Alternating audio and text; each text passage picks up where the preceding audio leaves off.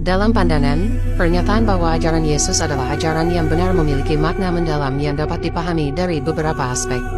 1. Yesus sendiri adalah kebenaran. Yesus menyatakan, "Akulah jalan, kebenaran dan hidup, tidak ada seorang pun yang datang kepada Bapa kalau tidak melalui aku." Yohanes 14 ayat 6. Ini berarti bahwa kebenaran bukan hanya sekadar konsep atau ajaran yang disampaikan olehnya, melainkan Yesus sendiri adalah perwujudan kebenaran itu sendiri.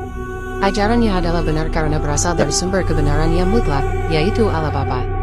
2. Mengungkapkan kebenaran tentang Tuhan dan manusia. Ajaran Yesus mengungkapkan kebenaran penting tentang sifat Tuhan, seperti kasih yang tak terbatas, keadilan, dan kebaikan. Ia juga mengungkapkan kebenaran tentang sifat manusia, termasuk kebutuhan akan keselamatan, kelemahan dalam menghadapi dosa, dan potensi untuk berubah dan tumbuh dalam kebaikan. Melalui ajarannya, manusia dapat mengenal Tuhan dengan lebih baik dan memahami tujuan hidup mereka. 3. Berwibawa dan berdasar pada wahyu Allah. Yesus mengajar dengan wewenang yang besar, berbeda dengan para ahli Taurat dan orang Farisi pada masa itu. Ajarannya tidak hanya berdasarkan pengetahuan manusia atau tradisi, tetapi berdasarkan wahyu langsung dari Allah. Umat Kristiani percaya bahwa ajaran Yesus adalah benar karena ia berasal dari Allah yang tidak dapat berbohong dan yang mengetahui segala sesuatu. 4. Membawa perubahan dan kebenaran dalam kehidupan. Ajaran Yesus tidak hanya sekadar teori, tetapi juga memiliki kekuatan untuk mengubah kehidupan manusia. Ia mengajarkan tentang kasih, pengampunan, keadilan, dan kebaikan, dan ketika orang mengikuti ajarannya, mereka dapat hidup dengan lebih bermakna dan damai. Ajarannya juga memberikan harapan akan kehidupan kekal dan keselamatan bagi mereka yang percaya kepadanya. Berikut adalah beberapa ajaran spesifik Yesus yang dianggap sebagai kebenaran dalam ajaran Kristen, beserta penjelasannya secara singkat.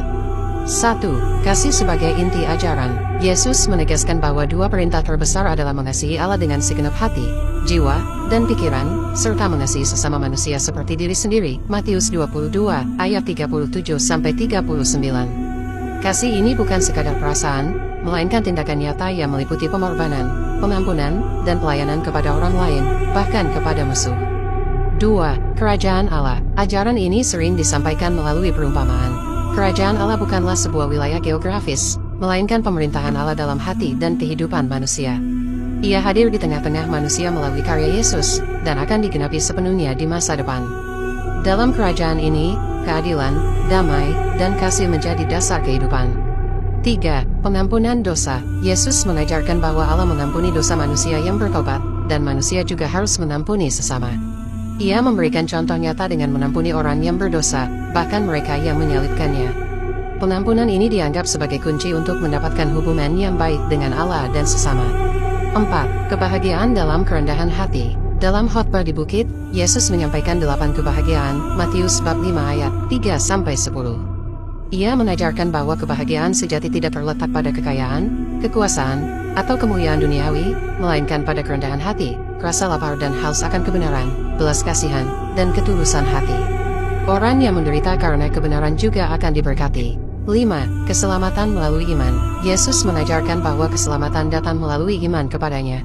Ia menyatakan bahwa ia adalah jalan, kebenaran, dan hidup, dan tidak ada orang yang datang kepada Bapa kecuali melaluinya. Yohanes 14 ayat 6. Iman ini bukan hanya sekadar percaya akan keberadaan Yesus, melainkan juga mengikuti ajarannya dan hidup sesuai dengan kehendak Allah.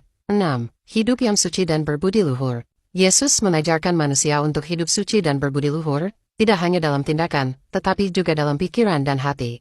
Ia menegaskan bahwa kejahatan tidak hanya muncul dari tindakan luar, tetapi juga dari hati manusia, seperti pikiran jahat, perzinahan, pencurian, pembunuhan, dan fitnah.